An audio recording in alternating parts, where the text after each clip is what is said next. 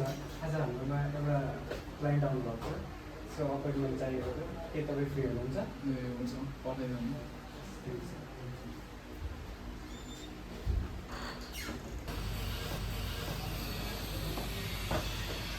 Sir अफिसमा आउनु। Okay.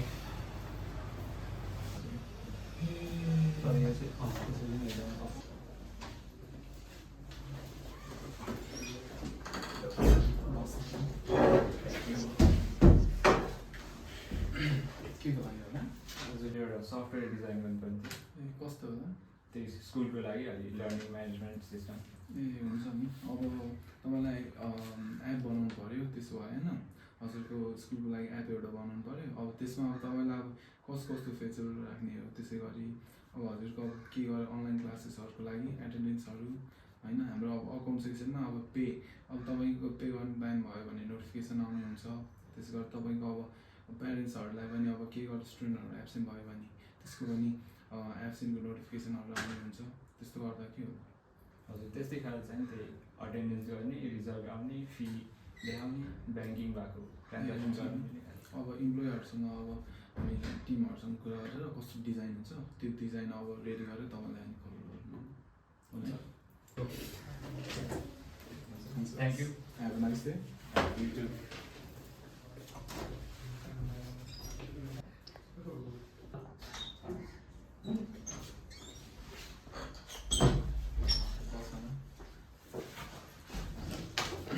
भर्खर आउनुभएको थियो। अब उनको अब स्कुलको लागि चाहिँ एउटा एप बनाउनु पर्ने थियो।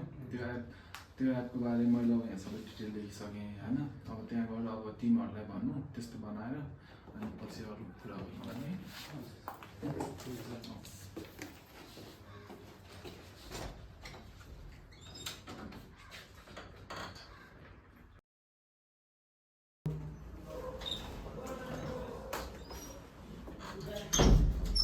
Good morning everyone.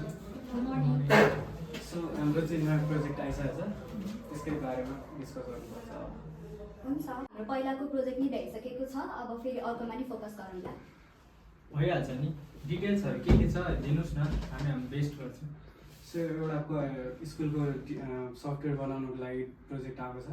त्यसमा चाहिँ हामीलाई एकाउन्ट डिपार्टमेन्ट, फाइनेन्सियल होइन, अनि अर्को एटेन्डेन्सको लागि, अनि अर्को छ नोटिफिकेसन फर एब्सेन्ट प्यारेन्ट्सहरूलाई जाने।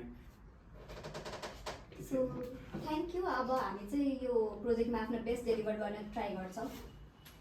Thank you. भइहाल्यो नि, हामी सबैजना के गर्छौँ अप टु डेट सबलाई अपडेट गरौँ होइन, अनि बिचमा केही प्रब्लम आयो भने भनौँ न एकअर्कालाई है। सो प्रोजेक्टहरूको डिटेल्स यति नै भयो। अब तिमीहरू प्रिपेयर गर है त। Thank you.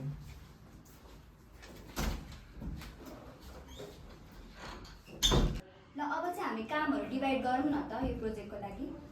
हुन्छ, म डिजाइन र युजर इन्टरफेसहरूमा काम गर्छु, अनि म के भइरहेको छ तिमीहरूलाई इन्फर्म गर्छु नि।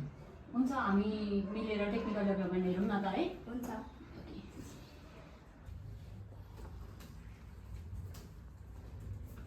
Good morning. गर्नुहोस्।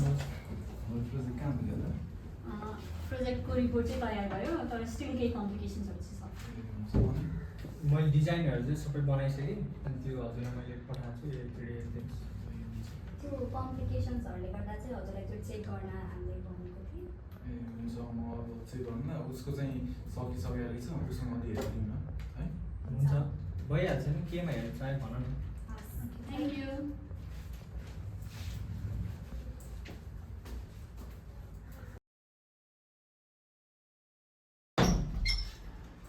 Good morning guys. Good morning. So हाम्रो एउटा नयाँ प्रोजेक्ट आएको छ। फेरि अस्तिकै सकेको छैन, फेरि अर्को गरेर। सो हाम्रो सफ्टवेयरको डिटेल्स चाहिँ यस्तो छ। अटेन्डेन्सको लागि छ, अनि रिजल्टको बारेमा छ।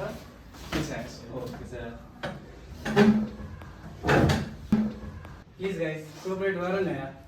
के भन्नु यार, बुझाइदिनु न हामीलाई त मलाई यो प्रोजेक्टमा। त्यही नयाँ प्रोजेक्ट मैले राम्रो सुनेँ नि, एक्चुअली फेरि सुन्दै भयो। ल म लास्ट टाइम सुनाइदिन्छु है तिमीहरूलाई। सो हाम्रो चाहिँ एउटा स्कुलबाट सफ्टवेयर बनाउनुको लागि प्रोजेक्ट आएको छ। अनि त्यसमा चाहिँ अटेन्डेन्सको लागि, अनि फिजको लागि, अनि रिजल्टको लागि गर्नुपर्ने छ हामीले। अब तिमीहरूले के गर्छौ अब डिस्कस गर है। ल हुन्छ हामी डिस्कस गरौँला नि त। हुन्छ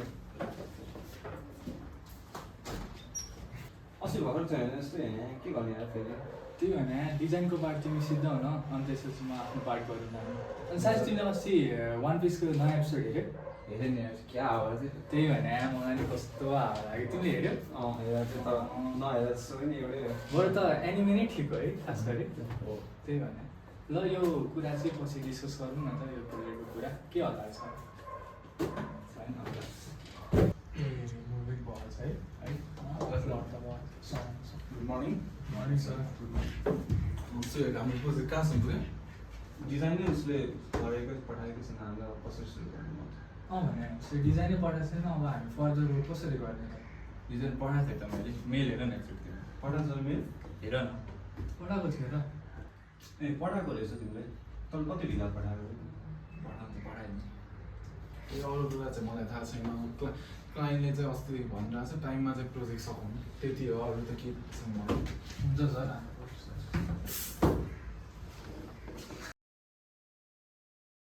So I'm going to talk about things that comes under professionalism. First of all, punctuality. Arriving on time for work at workplace is highly enjoyed by everyone, by employees, boss and everyone. Dress code should be always casual. We should be polite to each other. Asking help and offering help is the most kind nature of employees and boss. Active listening to everyone, paying attention to everyone's work and solving conflicts, apologizing when necessary. It isn't necessary that you should be always correct, but apologizing for a mistake should be highly enjoyed. We should keep our positive attitude towards the workplace. Professionalism is very important in our daily life. Here are some don'ts that we need to avoid in professional life. Don't be late. Punctuality is crucial. Arriving late for meetings or appointments can reflect poorly on your professionalism. Don't interrupt. Actively listening and allowing others to speak without interruption is a sign of respect and professionalism. Don't ignore mails or messages. Promptly responding to emails and messages shows that you are very committed to your work and reliable person.